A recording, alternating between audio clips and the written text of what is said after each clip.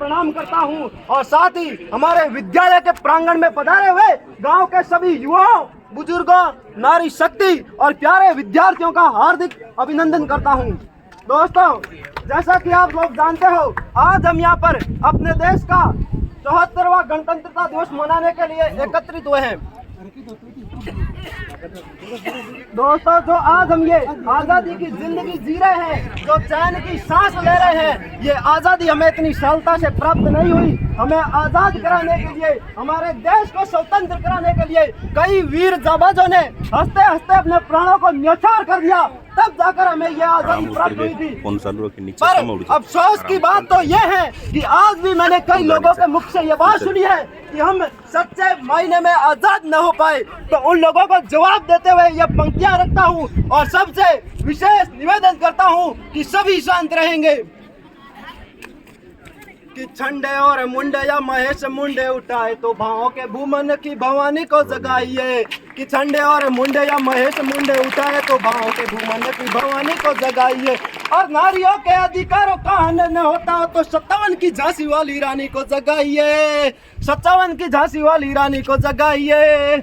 और बंजर भूमि पे फूल देखने की आशा हो तो, और बंजर भूमि पे फूल देखने की आशा हो तो आज़ादी के वक्त की कहानी को जगाइए, आज़ादी के वक्त की कहानी को जगाइए। और सच्चे मायने में अगर आज़ादी ही चाहिए तो अपने में सोए हिंदुस्तानी को जगाइए, अपने में सोए हिंदुस्तानी को जगाइए। अब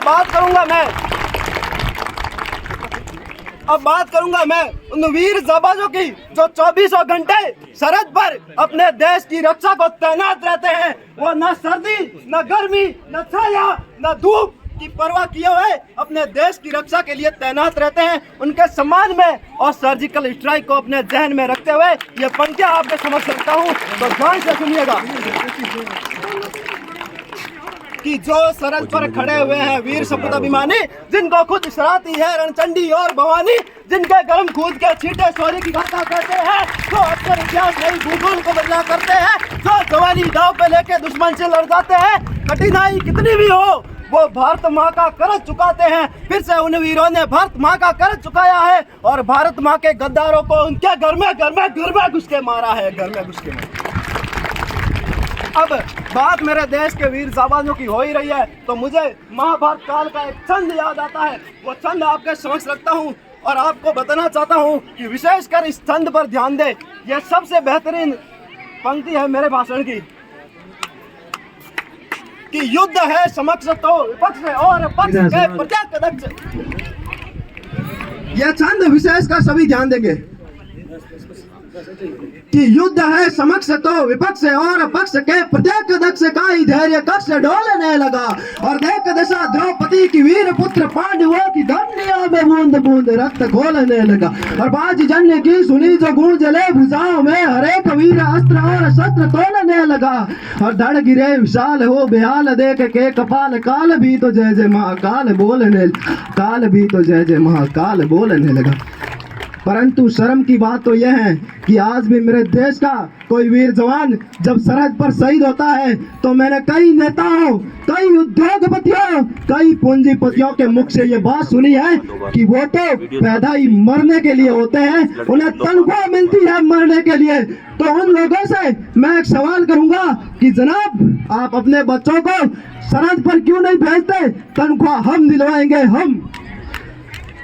उन लोगों को करारा जवाब देते हुए उनसे कहना चाहूंगा कि एक सैनिक अपने देश के लिए क्यों मरता है। और सबका विशेष ध्यान चाहूंगा कि इन पंक्तियों का अगर अनादर हुआ तो मेरा अनादर नहीं, सरहद पर खड़े उन वीर जवानों का अनादर होगा। तो ध्यान से सुनिएगा यह कविता।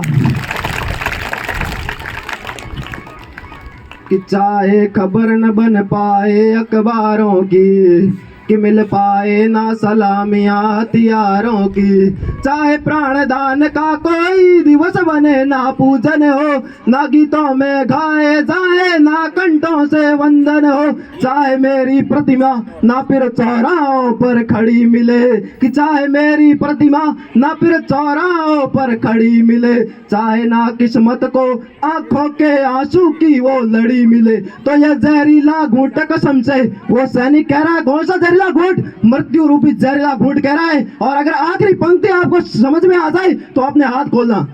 तो यह जहरीला घूंट कसम से, तो यह जहरीला घूंट कसम से, हंस करके पी जाऊंगा, हंस करके पी जाऊंगा, और मेरी लाश को मिले तिरंगा, मैं मरकर भी जी जाऊंगा, मैं मरकर भी जी जाऊंगा।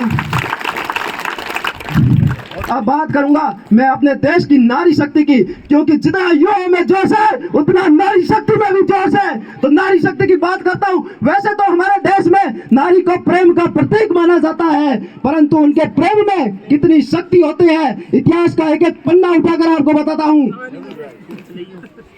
कि प्रेम की पवित्र शक्ति राम जानकी के बीच सागर में सेतु निर्माण कर लेती है, और प्रेम मांगता है जब त्याग तब राधा रानी पूरी जिंदगी बलिदान कर देती है। और प्रेम शक्ति का प्रमाण देने है तू मीराबाई, कि प्रेम शक्ति का प्रमाण देने हो तू मीराबाई, होकर निडर विष पान कर लेती है, और राज्य की सुरक्षा है तो प्रेम की निशानी रूप हाड़ा रानी निज शीश दान कर देती है।